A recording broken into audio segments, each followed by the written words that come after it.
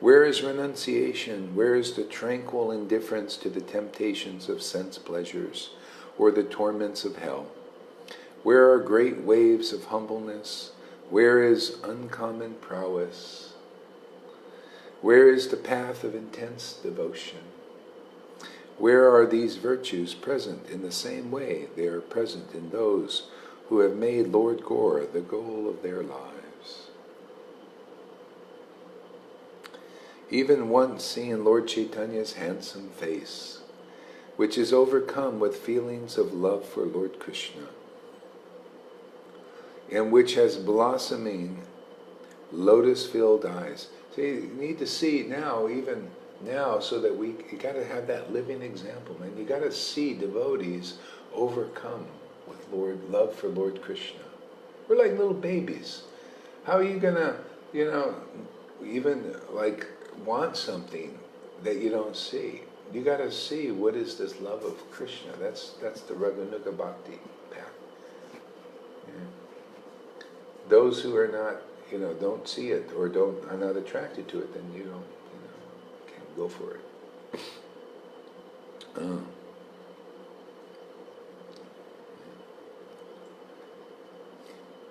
Which are blossoming lotus eyes filled with great flood of tears. A person becomes maddened with newer and newer feelings of devotional love. Anybody relate to that? He never abandons the ocean of sweetness that is Lord Gaura's feet. They who follow the rules of Varnasrama-dharma worship Lord Vishnu. See? Nowadays people think they're actually worshiping Krishna, but you're actually worshiping Vishnu. He's in charge of the mode of goodness, rules, regulations. It's like Jarasandha. Visit holy places and study the Vedas, but do not serve the lotus feet of the dear devotees of Lord Gaura. Okay? Cannot understand the transcendental abode of Vrndavana, okay? Which is beyond the reach of the four Vedas. You can't understand that ras, that bhav going on there, the union and separation that we talk about. See, there are a lot of people following the rules and regulations, but even back then, this was 500 years ago, they were doing that. Nothing has changed much. That's why that verse is composed.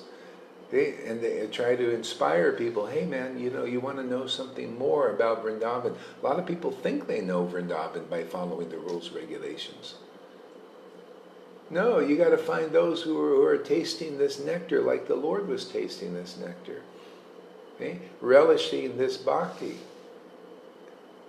See, serve those devotees by hearing and associating. What a practical service. Out there preaching. Yeah. Become part of their merry men and women. Yeah. See? So you'll never see. That's the idea. You cannot attain Vrndavana.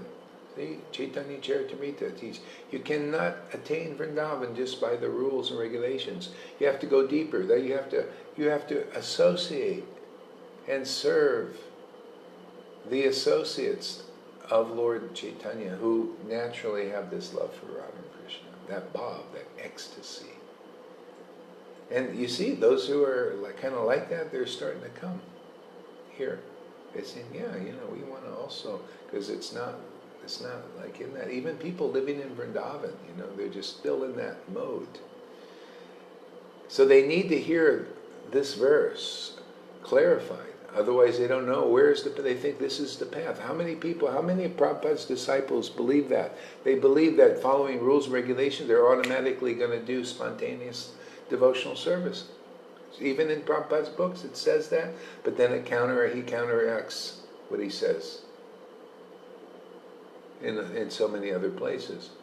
And here's an Acharya speaking, how it works. Lord Chaitanya taught that too. You can't just following that, you have to associate with the devotees of Lord Gaura to get further purified. Get more things out that's in the way of that Vrndavana worship. more prejudices, all these things. There's stuff in there that's blocking Vrndavana, blocking your way to Vrndavana. That's removed by the devotees who actually worship in that mood. Have that uncommon prowess, uncommon intelligence. You only can have that by becoming a devotee of Lord Gaura. And if you're not devotee, your heart doesn't melt and bliss in hearing and chanting about Lord Chaitanya's pastimes, then you need to associate with the devotees who are like that.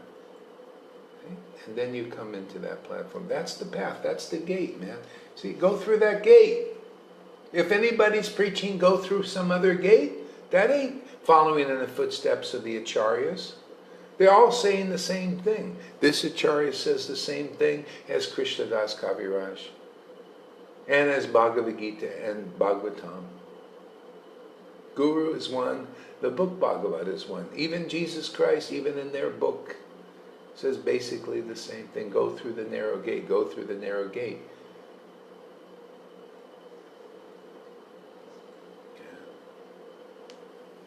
It's straight, right there, not crooked, not bent. You know how light gets refracted, it gets bent. See, the truth can get bent and then you go off. Hey, I love this clarity, man. Yeah. See, this conclusive.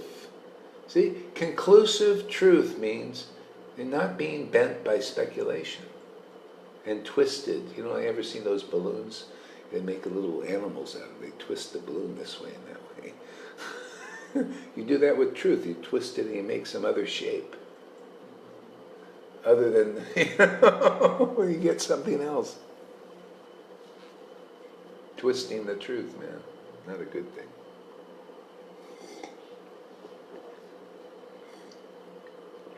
Everybody will see. You'll love just to point out things as they are. It is so amazing to do that. So fulfilling in your own heart. Because their heart is Krishna's heart. He loves that. He loves when people just point out that truth. Not only in your heart, but in the others of other sincere people. Unless their minds and hearts not bent by and poisoned by this twisting of the thing.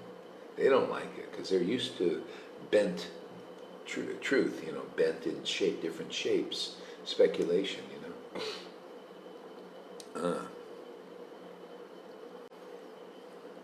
I love it. I read it again. It's so important. Those who follow the rules of Varnashram-dharma, you Vaidhi Bhaktis, listen to this out there if you ever are open to watching this video in some generation. Hopefully this one. Those who follow the rules of Varnashram-dharma worship Lord Vishnu. Okay? That's it. That ain't good enough, man. Even though that's God, still He's in charge of the mode of goodness and rules and regulation. If Jarasandha wasn't good enough for him, he was still adverse to Krishna. Okay? And by the way, I was thinking about this. Don't think if you coming here that it's always just going to be easy going here.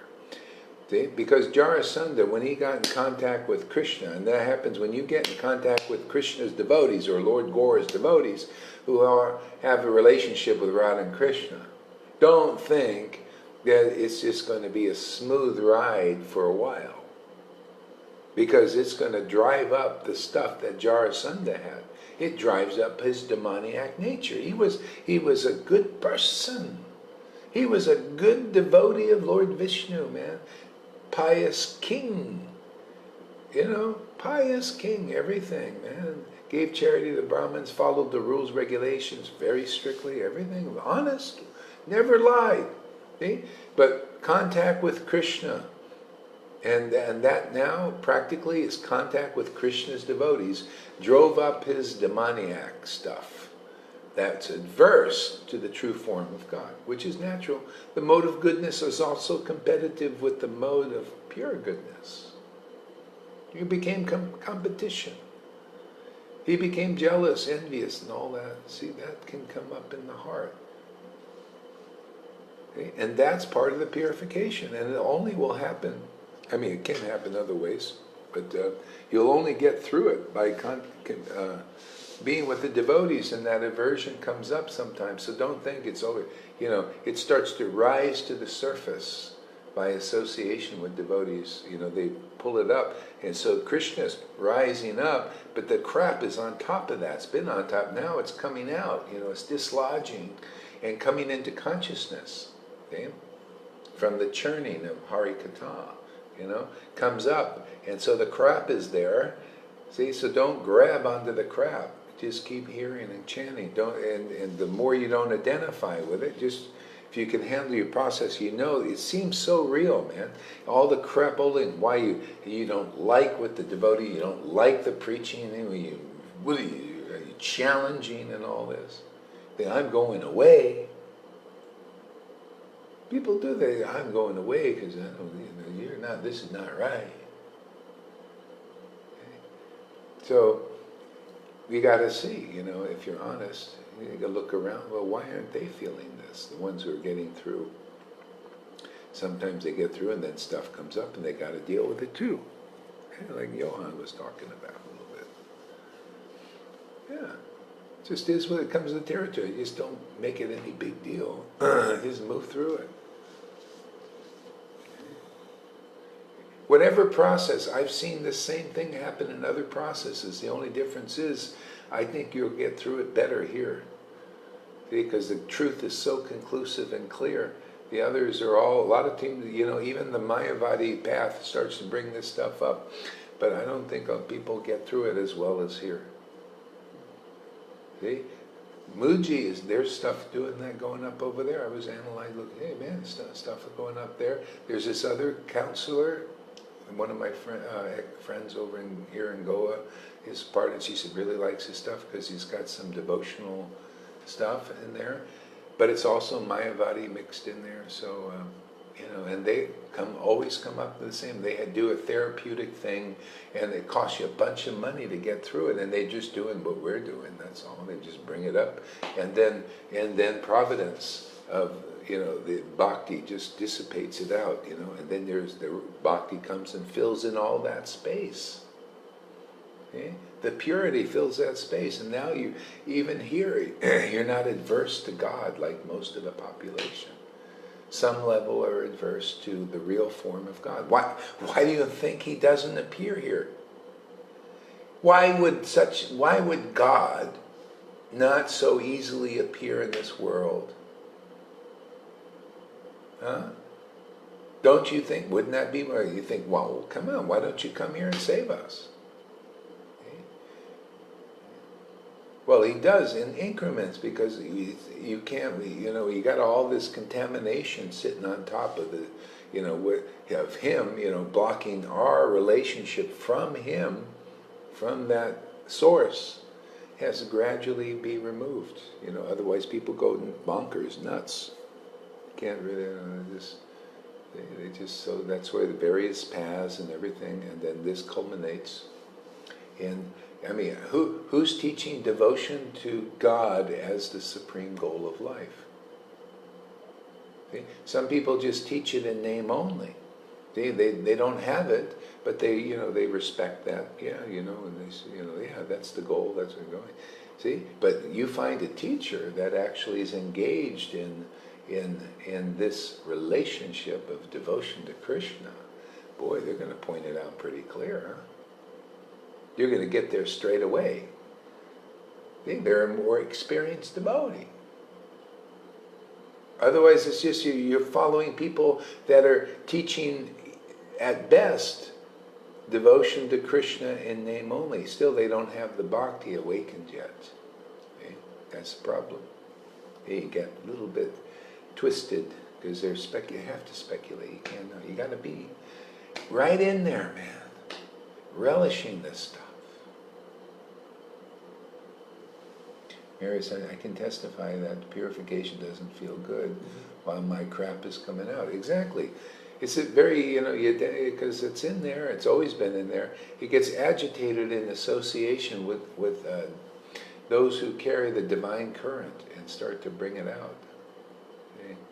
Okay? They call it, it's like an exorcism. You notice that Christians, where did you ever hear of exorcism? People just carried the ghosts. People, they have, all that stuff is inside them. And then it starts to come out in association with those who have that divine presence coming in the world. Yeah. So anyway, it comes with the territory. Just expect, in construction they say expect the delay, well, in this construction of the house of God, expect these things that are going to come up. You're going to sometimes challenge this guy here, and hey, what are you doing? Why are you doing it like that? You should do it like my way, and the way I think and believe.